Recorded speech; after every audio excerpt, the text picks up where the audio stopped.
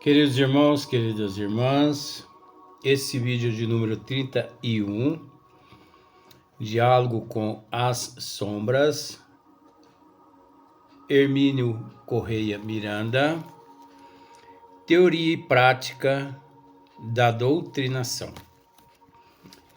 Então, nós ainda nos encontramos no tema O Grupo. Quer dizer, a formação do grupo, a formação, a fundação de um grupo, de uma casa espírita, de preferência usando aquele termo, uma casa espírita séria. Aquela casa espírita onde se preza os princípios das leis do Criador. A casa espírita aquela onde nós a buscamos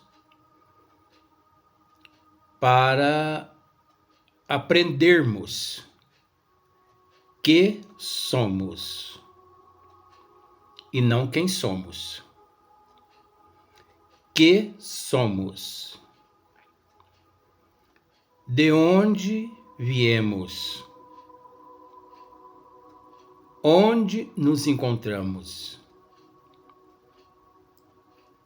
Que aqui fazemos? Qual o nosso papel aqui? Viemos para cá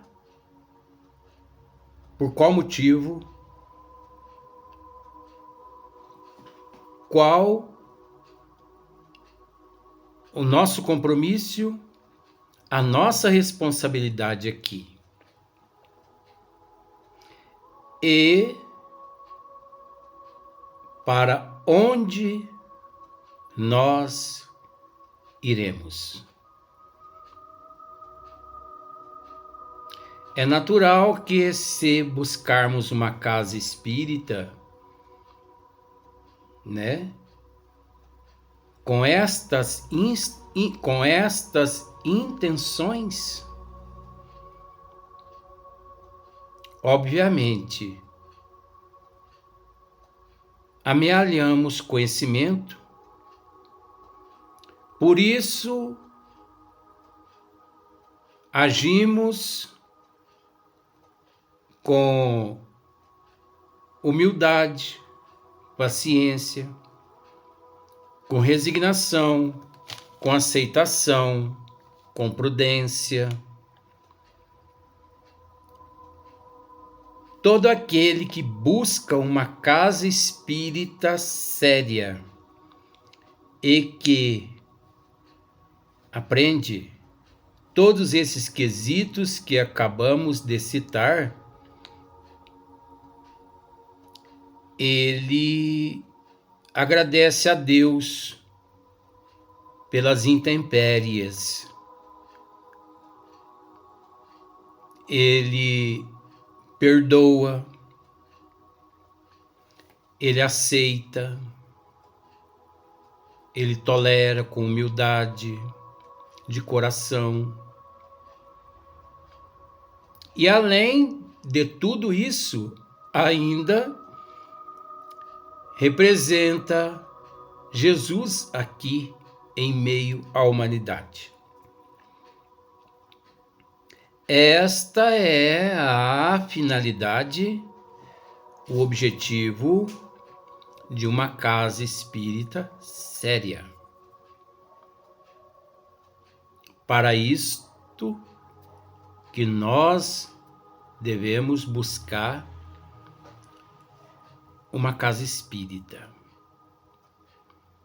Pois todo aquele que busca uma casa espírita para se ver livre dos obsessores, para receber um passe, porque já não aguenta mais a carga negativa que carrega sobre os ombros,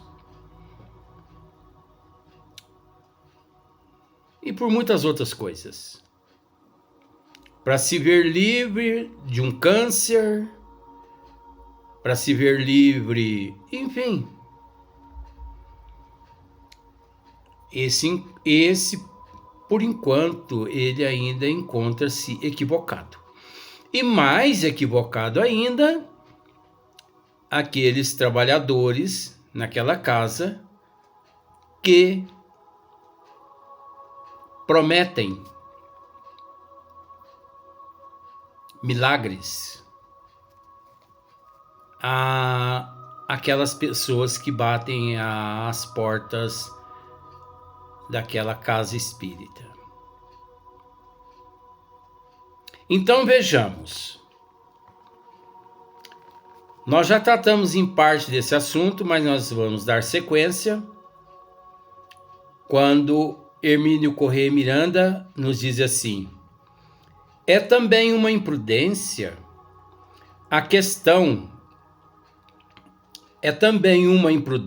forçar, o desenvolvimento, só que nós modificamos.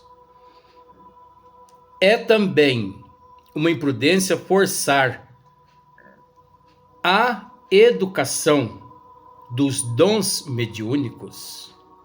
É uma imprudência forçar a educação dos dons mediúnicos, sem nenhuma preocupação de estudar a questão nos livros que compõem a codificação de Kardec e a obra complementar de seus continuadores. Então, Francisco Cândido Xavier é um continuador de Hippolyte Léon Denisard Rivail, que para nós no esmiuçamento, nós cremos, por vários motivos, que as pessoas não precisam aceitar. Nós cremos sim que Francisco Cândido Xavier, a obra que ele realizou aqui na Terra, significa a quarta revelação. Ah, Luiz, mas existe só 3 revelações. Sim, nós respeitamos. Continue pensando assim. O dia que você mudar de degrau na escala evolutiva, você vai conseguir entender, com todo respeito, essa colocação. Isso não é querendo desfazer de ninguém. Você vai conseguir entender o que Francisco Cândido Xavier realizou aqui na Terra em matéria de evolução, em matéria de progresso, em matéria de representante de nosso Senhor Jesus Cristo. Nós podemos dizer que Francisco Cândido Xavier, depois de Hippolyte Léon Denisard Rivail, vou colocar passado, foi o ser que melhor representou o Cristo aqui na Terra, depois de Hippolyte Léon Denisard Rivail. Porque primeiro é Hippolyte Léon Denisard Rivail. Aí você pode me dizer Kardec? Não. Hippolyte Léon Denisard Rivail. Então, o trabalho de Chico Xavier vai além da imaginação da humanidade. Só mesmo quando a humanidade mudar de degrau na escala evolutiva, que compreenderão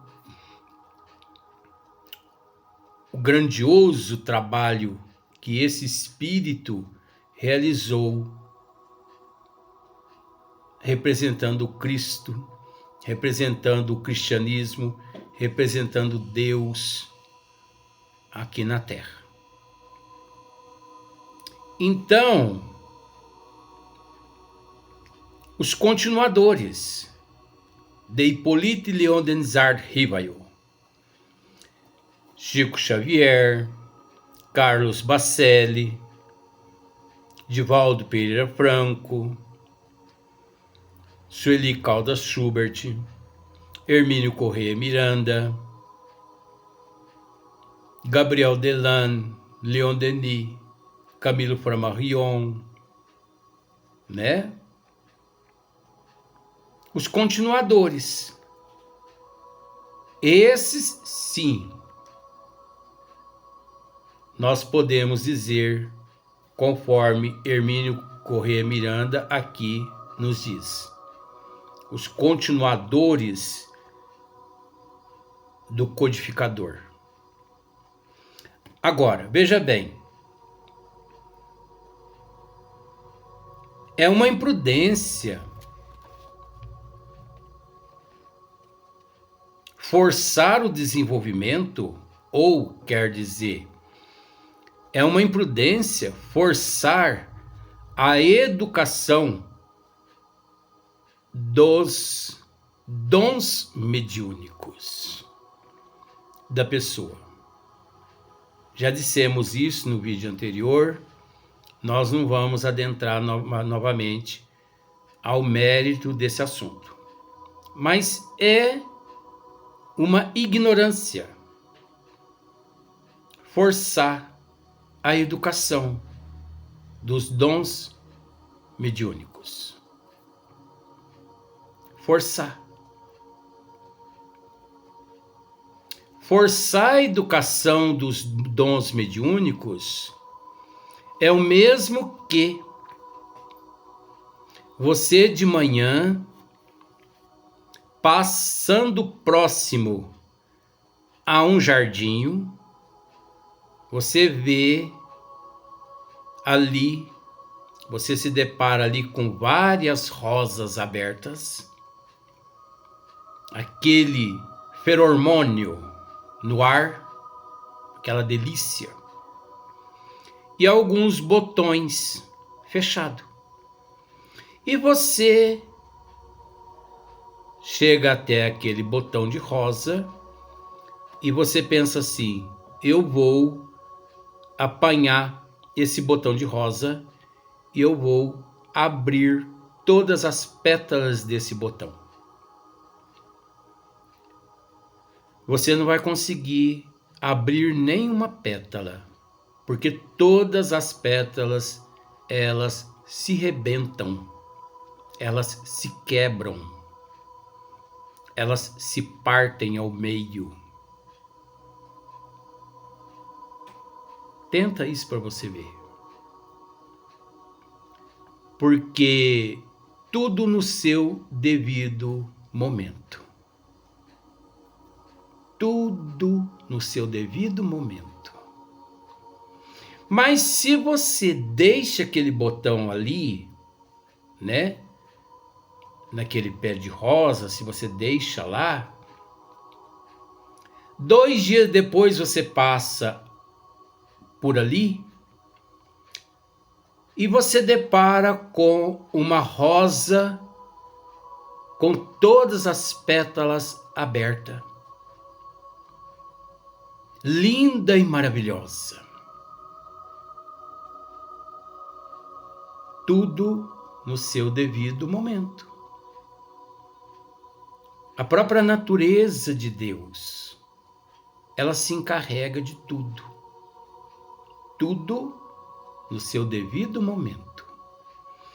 Assim é a educação dos dons mediúnicos. Eu preciso primeiro me conhecer. Eu preciso primeiro me educar. Onde que eu consigo me conhecer e me educar? O guia nosso chama-se 5 obras básicas aqui na Terra, porque o nosso guia e o modelo qual nós devemos seguir é Jesus. Mas aqui na Terra, que guia devemos recorrer para que possamos nos conhecer. As 5 obras básicas de Kardec. Os continuadores de Kardec, que nós já citamos o nome dos autores e também dos espíritos. Aí sim, conforme nós nos conhecemos, conforme nós amealhamos conhecimento, conforme nós nos eduquemos ou nos educamos. Obviamente, os dons, eles vão desabrochando iguais às pétalas de um botão de rosa. Naturalmente. Você conseguiu entender mais ou menos? Eu faço de tudo para explicar, né? Uso até de símbolos assim que eu não devia nem usar, mas eu não me preocupo. Então, gradativamente, cada pétala de uma rosa significa um dom mediúnico que o médium possui. Apanhe aquela pétala antes da hora para você ver o que acontece. Ela se parte ao meio, mas deixa ela obedecendo o ciclo natural das leis da natureza de Deus. É natural que ela vai se abrir naturalmente e vai mostrar toda a tua beleza.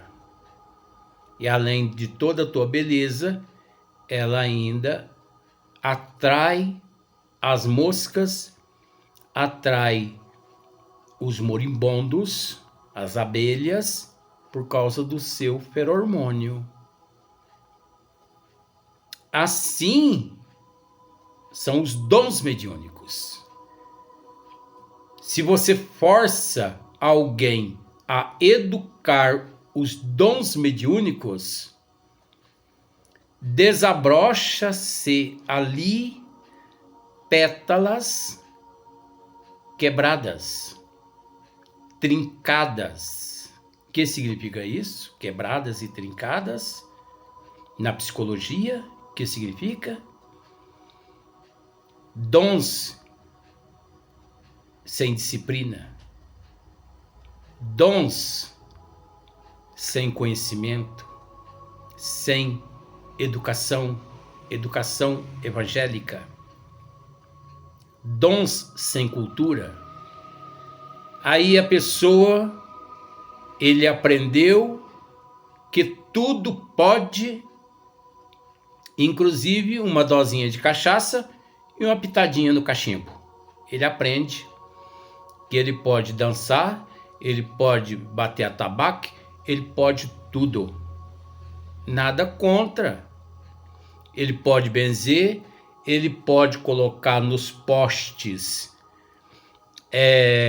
cartazes, benzeção, benzedor, benzedeira, que traz seu amor em 7 dias, arruma trabalho, arruma casamento, desfaz trabalhos de magias negras. Então, estes seres são pétalas quebradas, pétalas deformadas, que não obedeceram o processo natural da natureza de Deus. O orgulho, a inveja, a vaidade os levaram, juntamente sobre as inspirações dos espíritos das trevas e dos obsessores deles, no campo vibracional deles, os levaram a se precipitar. Por isso, sem conhecimento da doutrina dos espíritos,